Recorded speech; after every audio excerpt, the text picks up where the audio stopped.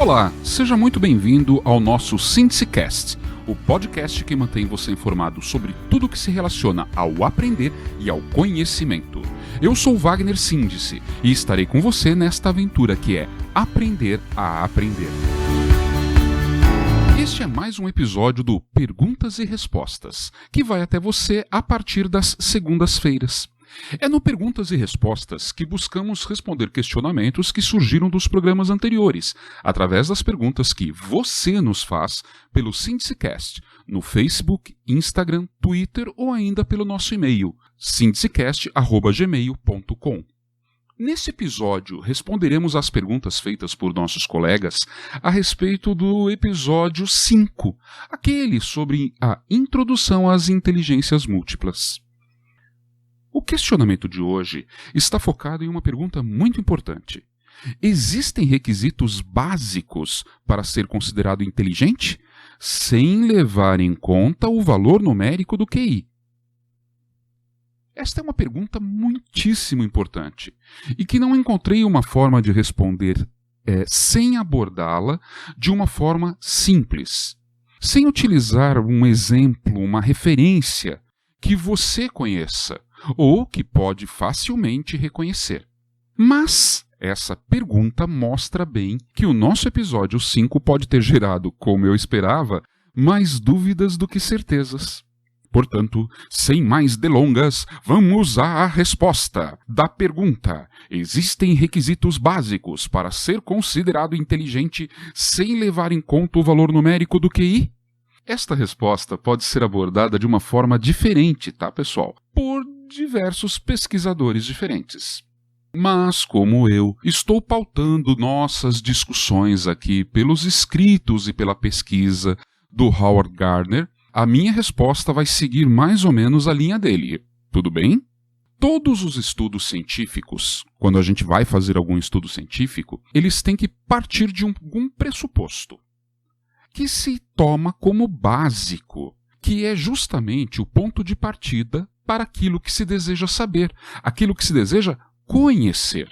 Geralmente, esse pressuposto básico, ele parte de uma pergunta que se deseja responder com os estudos que virão. Essa pergunta certamente vem carregada com uma tese. Veja, o que é uma tese? É um argumento que você vai querer verificar, mas que você já tem uma prévia forma de entendê-lo, de saber ou presumir a resposta. É a sua opinião. Entende? Quando uma pessoa dá uma opinião sobre algo, não necessariamente ela conhece de fato aquele algo que ela está falando, mas, como o próprio termo diz, ela tem uma ideia do qual seja a resposta correta para aquele questionamento, que é a forma da opinião. Então a tese seria um modo chique de falar é minha opinião, mas para servir de base científica, esta tua opinião, se ela for verdadeira, ao ser confrontada com argumentos e opiniões contrárias ou ideias contrárias a ela, essa tese então mostra que tem as condições mentalmente pré-estabelecidas para encontrar e ser verdade. Mesmo que seja uma verdade temporária, tá? E torne-se um novo pré-requisito para novas e diferentes verdades. Esse pré-requisito, portanto, é mais ou menos como se fossem nossas opiniões iniciais sobre alguma coisa. Quando você emite a opinião sobre algo, é porque você tem uma ideia sobre ser aquilo que você está falando, ser daquele jeito que você está falando. Traduzindo, você acredita que o que você pensa, que o que você diz é uma verdade. Quando você vai para a forma de pesquisa científica, isso se torna um pré-requisito, que deve ser provado, que deve ser levado adiante. Ou seja, quando eu falo que você tem um pré-requisito, eu estou falando que você tem algumas ideias mínimas, necessárias, sobre alguma coisa. Tudo bem? No caso de inteligência, o que se percebeu com relação a esses pré-requisitos para dizer se alguém é ou não inteligente, nada mais é do que uma tentativa de nós, seres humanos, encontrarmos pontos reconhecíveis e comuns a todas as pessoas que se destaquem pelas formas que pensam e abordam dificuldades encontradas no cotidiano das nossas vidas. Nesse sentido, Howard Gardner diz que seria inteligente a pessoa capaz de resolver com habilidade e competência todos os obstáculos com os quais ela se confronta. Sejam esses obstáculos surgindo nas interações entre outras pessoas, no nosso conviver, problemas que surgem da gente viver junto, viver em grupo, sejam eles relativos a uma sobrevivência nossa, competência e habilidade em alimentar-se, manter-se aquecido, manter-se protegido, prover alimento para si e para outros do seu grupo. Isso tudo, para Gardner, esses obstáculos, esses problemas, quando genuínos, eles são resolvidos pelas competências mentais que uma pessoa tem de reflexão e análise da situação. Inteligência, a forma de ler o mundo. Aliado a essa capacidade, a essa competência, existe também a questão dessa pessoa inteligente ter a habilidade de executar corretamente a melhor solução possível para aquele problema. Problema que uma pessoa pode resolver de um jeito, outra pode resolver de outro. E nós dizemos que seria mais inteligente entre essas duas aquela que justamente resolve o problema mais rápido e mais eficientemente. Logicamente, a definição daquilo que é essencial à sobrevivência, para determinar se a pessoa é inteligente ou não, pode mudar de cultura para cultura. Mas as competências e habilidades intelectuais que destacam aqueles que tornam essa sobrevivência menos desgastante, com mais comodidade, olha, elas são muito, mas muito semelhantes em todas as culturas do mundo. As pessoas que nós chamamos de inteligentes são justamente essas pessoas que se destacam. Percebe que são pessoas que surgem do meio do nada com uma solução boa, eficiente, inovadora para um problema que todos estejam enfrentando e não sabiam como abordar de uma forma mais tranquila. Este é o motivo de não ter lógica nenhuma falar de uma única inteligência, já que certas competências e habilidades são mais ou menos valorizadas conforme a época, no momento histórico que aquela pessoa, que aquilo está tendo, e a necessidade daquele povo naquele momento. Inteligência é muito mais uma questão de necessidade coletiva resolvida de forma individualizada do que algo realmente individualizado.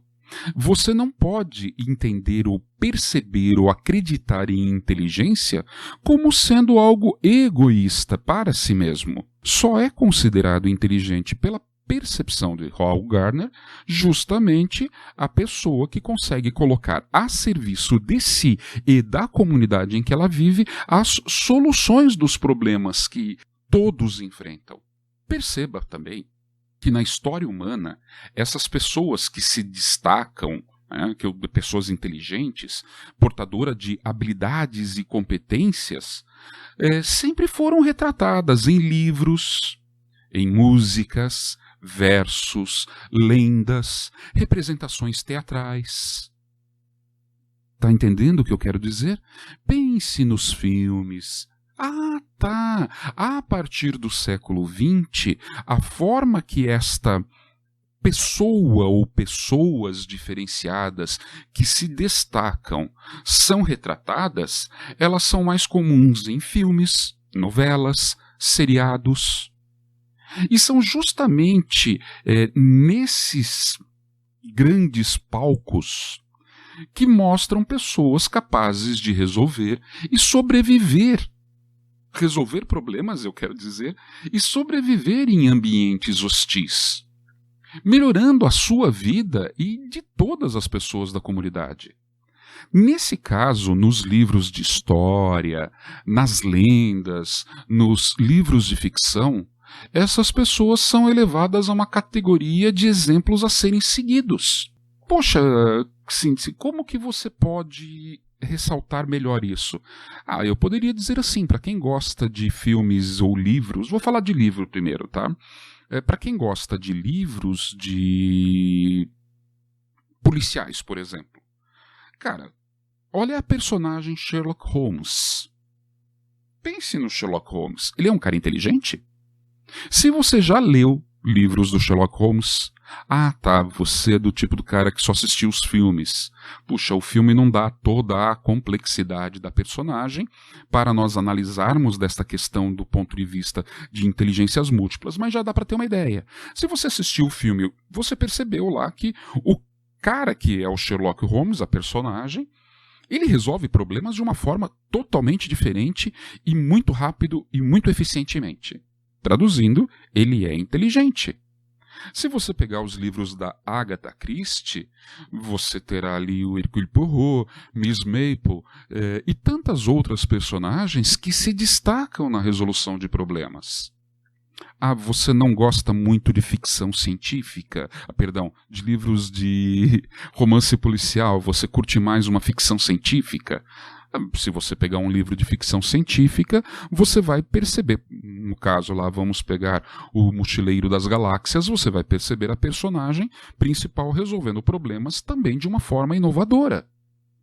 E essas pessoas que são retratadas dessa forma sempre foram para nós, seres humanos, sociedade, exemplos a serem seguidos. Eles são líderes justamente pela habilidade em resolver problemas. E é esta habilidade em resolver problemas que os categoriza como pessoas inteligentes. E logo inteligente em prover o que é necessário não só para ele, mas para todos. Olhem a história de Arquimedes, cara. Eu sou apaixonado por Arquimedes. Filósofo, matemática, cientista, médico, grego, né? Cara, um pedacinho só da história de Arquimedes, você fica alucinado com ele. Tem uma história dele, existe o parafuso que nós usamos hoje para parafusar coisas, é chamado de parafuso de Arquimedes quando colocado para puxar água. Sabe bomba d'água, galera? Então, lá há 3, 4 séculos antes de Cristo, Arquimedes tinha água encanada na casa dele. Tá? E resolveu o problema dele e da família dele, da esposa. Você vai falar assim, mas você está sendo machista. Cara, por favor, não pense em questões, não tente analisar as coisas do passado com o olhar do presente, tudo bem? Ele era inteligente e ele solucionou um problema que era muito comum. Como que as pessoas conseguiam trazer água para suas casas? Com baldes, através de grande esforço, de grande cansaço, de desgaste físico? Ele, com uma manivela, ele resolveu o problema tirando a água de um rio que passava próximo para dentro da casa dele. Isso é inteligente, não é? Quando você fala que a pessoa consegue prover a si e aos outros condições melhores, você acaba tendo justamente a categorização de inteligente. Vamos continuar em alguns exemplos aqui? Pegando aí dos últimos tempos, tá? Poderia pegar outros exemplos, mas eu vou pegar um seriado dos últimos tempos. Um dos melhores exemplos que você vai conseguir nessa percepção das várias inteligências e de como esse conceito de inteligência muda conforme a necessidade, pode nos ser dada pelo seriado Lost. Você já assistiu Lost? Não? Olha, tá aí uma sugestão para essa pandemia. Busque lá na internet, não sei se tem no Netflix, eu não vou lembrar, tá? Não tenho, então não tenho certeza. Mas enfim, digita lá Lost se você não assistiu ainda e dá uma olhada nesse seriado. Você já assistiu? Então, se você já assistiu, tente lembrar conforme eu for falando. Se você não assistiu ainda, ouça e quando tiver um tempinho você dá uma olhada pelo menos na primeira temporada, tudo bem? Então assim, o contexto geral desse seriado Lost é de um grupo de pessoas desconhecidas que são vítimas de um acidente aéreo sobre uma ilha remota do Pacífico. Então, após aquele caos que se segue da queda do avião, temos a primeira inteligência surgindo. representada por uma personagem chamada Jack. Jack é um neurocirurgião que se destaca, naquele primeiro momento, logo depois da queda de avião, por saber resolver e analisar, ou melhor ainda, analisar e resolver situações referentes a questões de vida ou morte, que são comuns logo após um acidente como o que eles sofrem. Assim, a necessidade de sanar as dores e o desespero da perspectiva de perder a vida, que todos estão ali naquele momento, faz com que, aos olhos daquela pequena comunidade que se forma após a queda, ele se destaque, o Jack se destaque por saber resolver problemas de um jeito eficiente. E assim todos passam a ver essa personagem Jack como sendo alguém muito inteligente. Passam a admirar, passam a seguir ele como exemplo. Passam a ter ele como um líder. Nos primeiros episódios, a sua forma de resolver os problemas de saúde são tão diferenciadas e necessárias que eles até colocam uma outra personagem para confrontar a inteligência com a não inteligência, o conhecimento com o não conhecimento. Tem uma personagem que é colocada logo, acho que nos 4 primeiros episódios, chamada Bone. É um rapaz. Ele é um rapaz voluntarioso, jovem, que quer ajudar a salvar as vidas. Mas ele não sabe fazer isso de um modo competente e às vezes ele até acaba se atrapalhando. Você vai falar que ele é burro, se você quiser usar esse termo. Comparado com o Jack, que resolve problemas eficientemente, com competência, qualidade e habilidade, ele não tem isso. Então ele não é inteligente. Percebe? Mas vamos continuar. Quando essa necessidade social que aquele grupo tem, referente à saúde, é satisfeita, então passa-se um tempo, os danos físicos causados pela queda já não estão mais presentes, as pessoas começam a ter a estabilidade em relação à vida e morte, mas daí surgem outras necessidades sociais, problemas, para os quais esse tal de Jack não tem a competência. Ele não consegue achar uma solução mais eficiente. Percebe? O Jack, como médico, ele é inteligente para resolver problemas relacionados à saúde. Mas, quando a saúde está resolvida, os outros problemas que surgem, ele já não se mostra tão inteligente assim. Até aqui, qualquer semelhança com essa personagem que eu estou falando, e coisas que você está vendo nessa pandemia, não é mera coincidência não, tá, gente? É só a vida mesmo. Lembram de quando surgiu, logo no comecinho da pandemia, o ministro Mandetta? Lembram a imagem que todos formamos dele? Uma pessoa inteligente, preparada? Isso! Uma pessoa inteligente, que lida com as questões com competência e habilidade. Se isso vai se manter ou não posteriormente, vai depender das outras necessidades que vão se surgindo, tá? E no seriado Lost, isso ajuda a interpretar a realidade. Não é a realidade, tá? Filme, novela, música, livro, eles não são a realidade, são apenas pequenos recortes que nos ajudam, às vezes, também atrapalham, tá? E eu vou te dizer que nos últimos tempos mais atrapalham do que ajudam, a entender a realidade. Tudo tranquilo? Voltando lá aos personagens do Lost. Nesse momento, portanto, que a saúde já não é mais a necessidade principal, qual torna-se a nova necessidade? A de subsistência, de alimentar-se. E quando surge a necessidade de se alimentar, a figura do inteligente Jack é substituída pela figura inteligente de John Locke, um caçador. Então sai a figura do médico, o inteligente que cuida da saúde, para o inteligente que provê alimentos para o grupo. E de uma maneira muito rápida, ele passa a ser visto pelos membros daquele grupo, daquela pequena sociedade, como inteligente. Por quê? Porque ele resolveu um problema de uma forma que os outros não sabiam. Ele sabia como caçar, como buscar alimento, e os outros não sabiam. Porém, a escassez de recursos próximo aonde eles se encontravam, faz com que a caça vá desaparecendo aos poucos e fique mais complicado alimentar-se. Precisam ir mais longe do ponto de agrupamento que eles estavam. As caçadas se tornam mais distantes. Buscar o alimento, buscar o recurso, exige uma nova habilidade e competência, a de se locomover, a de quem sabe fazer uma trilha, que é ir achar o caminho de ida e volta. Você vai, mas você consegue voltar.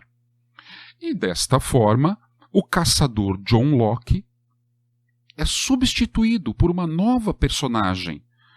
Uma personagem muito inteligente chamada Kate.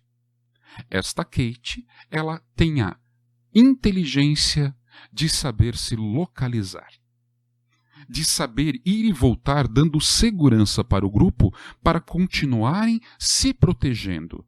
Então eu saio da minha proximidade do grupo que me protege, vou até algum lugar onde eu preciso buscar alimento, volto e continuo protegido. E eu não me perco no meio do caminho. Isto me requer uma certa inteligência. Um tipo específico de inteligência. E quem tinha este domínio é esta personagem Kate. Então agora ela é a nova inteligente pelo grupo e passa a ser uma nova líder a ser seguida. Acho que você já entendeu, né? No decorrer dos episódios, outras necessidades coletivas vão surgindo e sendo resolvidas por outras inteligências, ou seja, outras personagens. O autor do seriado, como o autor de um livro, ele se baseia nessas inteligências para construir a personagem que ele quer destacar. Nesse âmbito surge uma personagem chamada Said, que é o cara inteligente para consertar equipamentos quebrados. Surge o inteligente Hurley, que é o que sabe manter o grupo unido, que consegue resolver desavenças do grupo. Percebem que são inteligências diferentes? Também surge a inteligência malandra, a inteligência daquele que busca atalhos, chamada personagem James. Ele também sabe resolver problemas, só que ele vai por um caminho em que, ao invés de pensar no grupo, ele pensa mais nele. Seria uma inteligência extremamente egoísta. E como você vai perceber assistindo alguns episódios, o grupo não reconhece ele como tão inteligente e ninguém aqui deva ser seguido. Eu acho que eu fui claro nesse sentido, né? Repito. Coloque esse enredo nos dias e circunstâncias atuais, às quais todos estamos submetidos em função da pandemia, e você já vai reconhecer facilmente a leitura das inteligências e de quão importante para nós essas leituras e entendimentos se tornam. Nesse momento, eu convido a quem ainda não assistiu o seriado, por favor, dá uma passadinha lá, assista. Nem que seja só os primeiros episódios. E quem já assistiu, olhe agora cada personagem pelo olhar das inteligências que vão surgindo. No sentido de inteligência ser a competência e a habilidade para resolver problemas que a pessoa resolve para si e para o grupo. E só é chamado inteligente quando ele consegue atingir esses dois objetivos. Resolver o problema para si e para o grupo. Se ele resolve só para si, as pessoas não vão dizer que ele é inteligente. Vão começar a vê-lo com outros olhos. Gardner percebeu tudo isso, mas sem ter um filme para seguir. A observação dele é a vida, o dia a dia, as pessoas. Essas diferentes abordagens que todos temos para tipos de problemas diferentes, e isso mostrava inteligências diferentes. E o que mais chamou a atenção do Gardner? Nem sempre a pessoa que se mostrava inteligente para resolver um problema tipo A era a mesma que resolveria o tipo B. Ela podia ser muito inteligente, mas não para outros problemas. E ele entendeu perfeitamente que a capacidade de resolver e ou criar problemas, vejam, Você vai falar assim, mas meu Deus, quem cria problema é inteligente? Claro que sim, gente. Às vezes eu preciso ver o problema para ele existir e para que eu possa resolver. Antes do ser humano imaginar que precisava fazer uma casa, uma cobertura para se proteger das intempéries, não havia o problema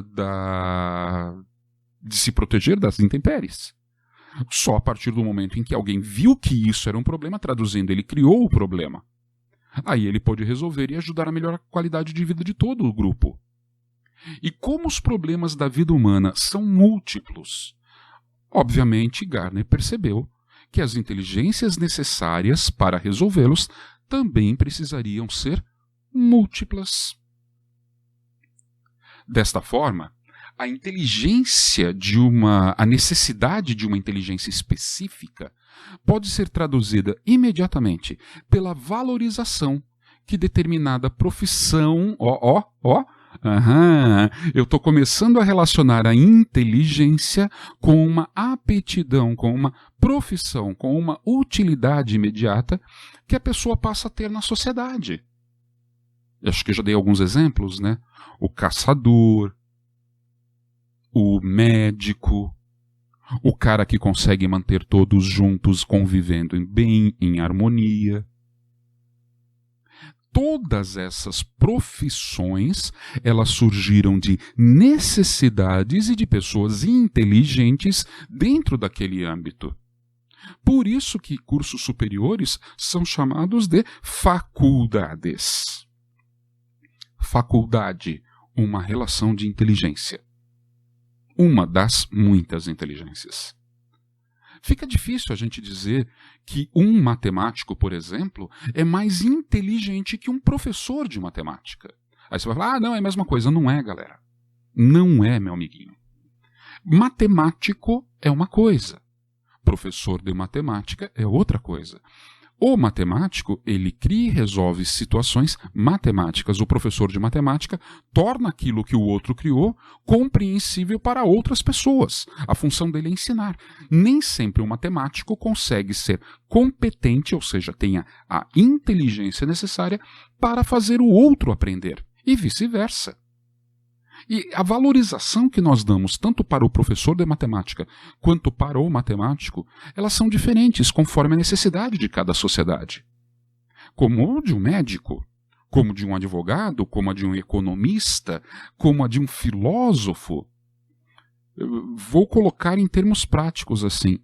Em determinado momento, quem é mais útil para resolver um problema que está pulando na cara da sociedade? Um filósofo ou um médico? Um matemático ou um engenheiro? Percebem? Conforme a necessidade vem também a profissão e a valorização distinta que cada um de nós temos. As inteligências estão todas interrelacionadas com essas características. Dito tudo isso, o que eu posso dizer que o pré-requisito básico para ser inteligente, então, é reunir, guardem bem, competência e habilidade em resolver e criar problemas. Para melhorar a sua vida e a vida de toda a comunidade. Eis o motivo da importância de reconhecer quais seriam as inteligências mais necessárias para dar conta de solucionar os principais problemas da vida humana. Daí a necessidade de conhecermos e desenvolvermos as inteligências múltiplas para sabermos aproveitar melhor aquilo que naturalmente temos e aprimorar aquilo que temos em deficiência, que podemos melhorar. Bom, turma, chegamos ao final desse Perguntas e Respostas. Eu me despeço aqui, convidando você para o próximo episódio da quarta-feira. Justamente o primeiro episódio nosso, né, chamado A Inteligência Sinestésica. O episódio de inteligências múltiplas já aplicado numa das inteligências, a inteligência sinestésica. Tenho certeza que você vai adorar. Mas se você não puder estar comigo ali na quarta-feira, no lançamento do episódio, passe depois para a gente bater um papo. Mande suas questões, mande suas perguntas, as suas dúvidas. Entre em contato conosco pelo Facebook, pelo Instagram, pelo Twitter, pelo e-mail. Lembre-se, somos o Síndicecast. Bem facinho de achar, né, pessoal? Um grande beijo no coração de todos. Até quarta para quem estiver conosco na quarta e até segunda para quem estiver conosco na segunda. Ou até todo e qualquer dia, nos dias que você puder nos ouvir. Um grande beijo no seu coração e até depois. Tchau, galera!